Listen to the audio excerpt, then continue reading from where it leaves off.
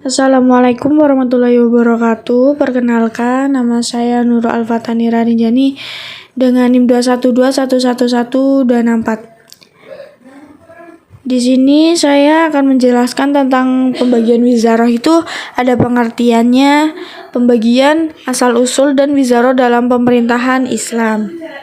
Di sini ada pengertian wizarah. Yang pertama, wizarah bukanlah sesuatu yang baru dan terdapat pada pemerintahan Islam saja. Wizarah telah ada sejak zaman pra-Islam. Wizarah ini telah dikenal pada masa Mesir kuno, Bani Israel, dan Persis kuno. Wizarah sendiri adalah salah satu aspek dalam kenegaraan yang membantu tugas-tugas kepala negara. Sedangkan wazir adalah orang yang membantu dalam pelaksanaan tugas-tugas negara. Kemudian ada pembagian wizarah. Sebelum masa Bani Abbas, wizarah memang telah ada, tapi belum terlembaga.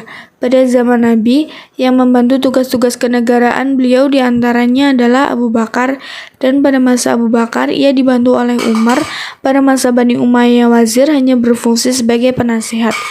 Berdasarkan hal ini, Al-Mawardi pada waktu itu membagi wazir menjadi dua bentuk. Yang pertama, wazir tafdil, yaitu wazir yang memiliki kekuasaan luas memutuskan berbagai kebijaksanaan negara.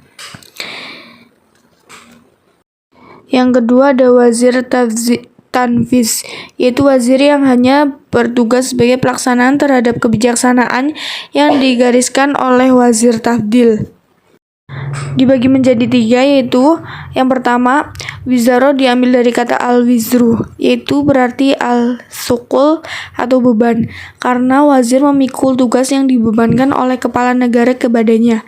Yang kedua ada diambil dari kata al-wazar, yaitu berarti al-malja, tempat kembali. Pengertian ini dapat dilihat dari ungkapan Al-Quran, atau sekali-kali tidak. Tak ada tempat kembali atau perlindungan pada hari kiamat. Dinamakan demikian karena kepala negara membutuhkan pemikiran dan pendapat wazirnya sebagai tempat kembali untuk menentukan dan memutuskan kebijaksanaan negara. Yang ketiga ada diambil dari kata al-azru, yaitu artinya al-zuhur atau punggung, karena kepala negara dikuatkan dan didukung oleh wazirnya, sebagaimana badan dikuatkan oleh tulang punggungnya. Ini sesuai dengan fungsi dan tugas wazir yang menjadi tulang punggung bagi pelaksanaan kekuasaan kepala negara. Sebagai hal badan menjadi kuat, tegak, berdiri ditopang oleh punggung. Kemudian ada wizarah dalam pemerintahan Islam. Di sini terbagi menjadi 4, yaitu yang pertama wizarah pada masa Rasulullah.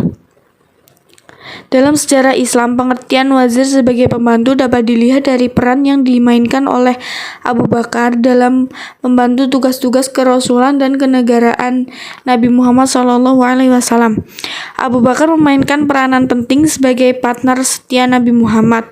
Di antara yang tercatat dalam sejarah adalah kesetiaannya menemani Nabi Muhammad hijrah dari Mekah ke Madinah. Sesampai di Madinah, Abu Bakar juga di samping tentunya sahabat-sahabat lainnya sering dijadikan sebagai teman dalam bermusyawarah memutuskan berbagai persoalan umat. Pada saat-saat terakhir kehidupan Nabi, Abu Bakar pun menjadi pengganti Nabi mengimami umat Islam sholat berjamaah. Kemudian yang kedua ada wizarah pada masa Al-Khulafa al-Rasyidun. Wazir pada masa Khulafa ar-Rasyidun dapat dilihat pada peran yang dimainkan oleh Umar bin Khattab pada Khalifah Abu Bakar. Ketika Abu Bakar menggantikan kedudukan Nabi sebagai Khalifah, Umar adalah pembantu setia Abu Bakar. Kepadanya Abu Bakar menyerahkan urusan peradilan.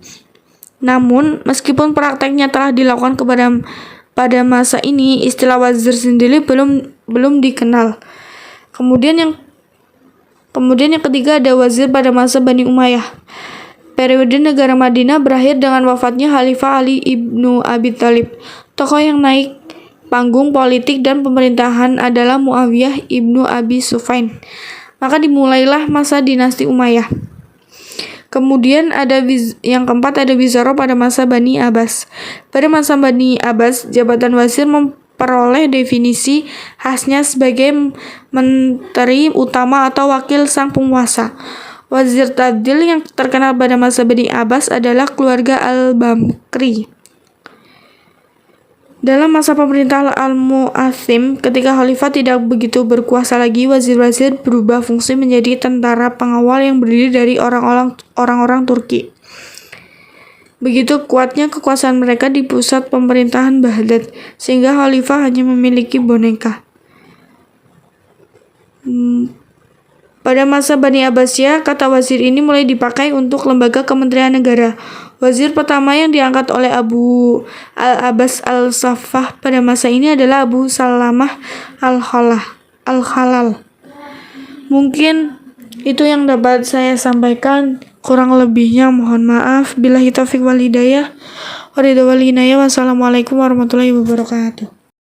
Terima kasih.